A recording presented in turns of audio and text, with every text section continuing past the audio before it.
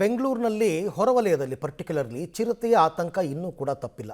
ಆಗಾಗ್ಗೆ ಸಾರ್ವಜನಿಕರಿಗೆ ದರ್ಶನ ಕೊಡ್ತಾನೇ ಇದೆ.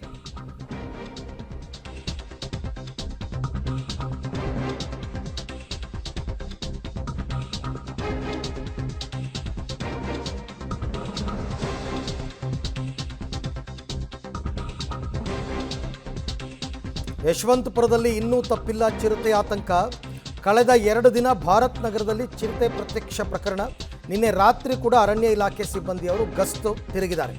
ಬೋನ್ ಇಟ್ಟಿದ್ದ ರಸ್ತೆಯಲ್ಲೇ 2 ದಿನಗಳ ಹಿಂದೆ ಚಿರತೆ ಕಾಣಿಸ್ಕೊಂಡಿತ್ತು. ನಿನ್ನೆ ರಾತ್ರಿ ಅಂದ್ರಳ್ಳಿ ಬಳಿ ಚಿರತೆ ಕಂಡಿರುವ ಬಗ್ಗೆ ದಾರಿ ಹೋಕರು ಮಾಹಿತಿ ಕೊಡ್ತಾ ಇದ್ದಾರೆ. ಆದರೆ ನಿನ್ನೆ ರಾತ್ರಿ ಯಾವುದೇ CCTVಯಲ್ಲಿ ಚಿರತೆ ದೃಶ್ಯ ಸರಿಯಾಗಿಲ್ಲ.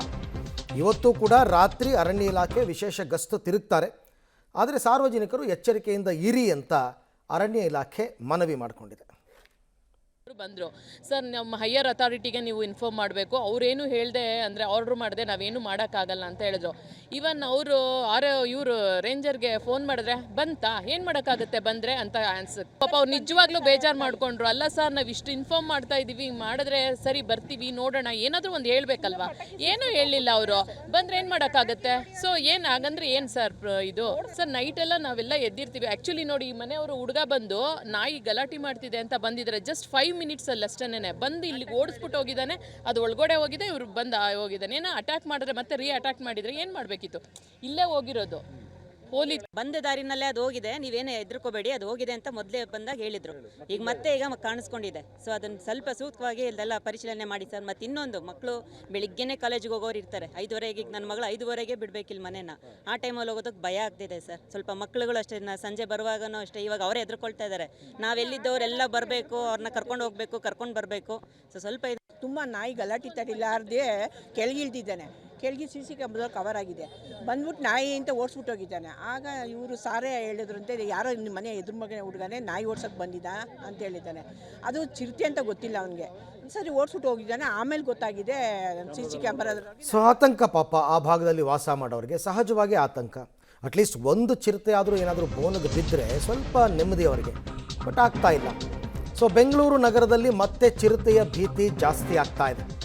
2 ದಿನದಲ್ಲಿ 2 ಬಾರಿ ಎಂಟ್ರಿ ಕೊಟ್ಟಿದೆಯಂತೆ ಚಿರತೆ. ನೋಡಿದವ್ರು ಹೇಳ್ತಾ ಇರೋದು, ಒಂದೇ ಪ್ರದೇಶದಲ್ಲಿ 2 ಬಾರಿ ಚಿರತೆ ಪ್ರತ್ಯಕ್ಷ ಆಗಿದೆ. ಸೊ ಹಾಗಾಗಿ ಭಾರತ್ ನಗರ ನಿವಾಸಿಗಳ ನಿದ್ದೆಗೆಡಿಸಿದೆ.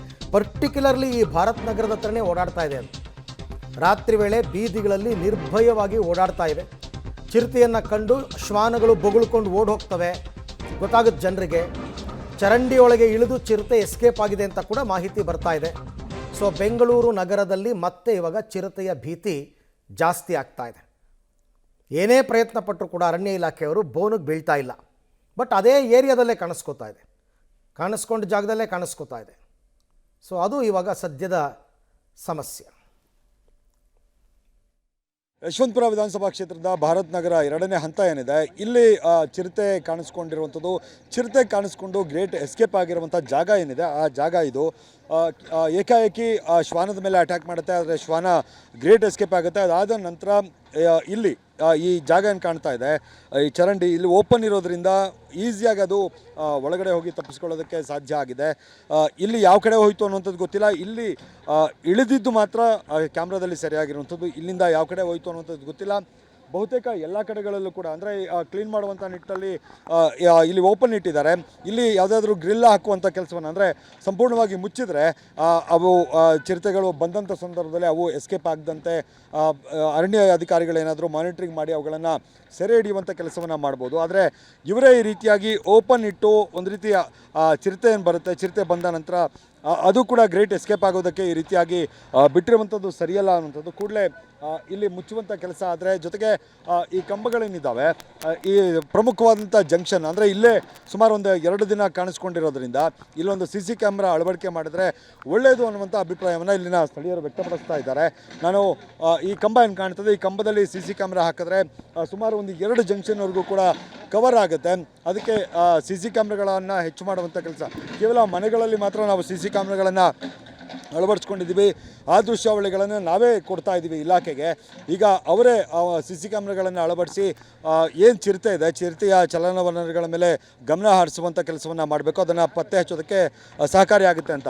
ನಾನೀಗ ಸ್ಥಳೀಯರಿದ್ದಾರೆ, ಅವ್ರನ್ನ ಮಾತಾಡಿಸ್ತೀನಿ, ಏನು ಹೇಳ್ತಾರೆ ಈ ವಿಚಾರಕ್ಕೆ ಸಂಬಂಧಪಟ್ಟಂತೆ ಅಂತ. ಸರ್ ನಮಸ್ಕಾರ. ನಮಸ್ತೆ ಸರ್. ಇಲ್ಲಿ ಹೋಯ್ತು ಚಿರತೆ, ಹೌದು ಸರ್. ಇಲ್ಲಿ ಓಪನ್ ಇರೋದ್ರಿಂದ ಇಲ್ಲಿ ಹೋಯ್ತು, ಏನು ಹೇಳ್ತೀರಿ ಸರ್? ಅದೇ ಇದನ್ನು ನಾವು ನಮ್ಮ ಶಾಸಕರಿಗೆ, ಸ್ಥಳೀಯ ಶಾಸಕರಿಗೆ ಮತ್ತು ಬ್ಯಾಡಹಳ್ಳಿ ಕಾಂಗ್ರೆಸ್ ಮುಖಂಡರಾದ ಆದಿತ್ಯ ರಮೇಶ್ರವರಿಗೆ ಮಾಹಿತಿ ಕೊಟ್ಟಿದ್ದೀವಿ.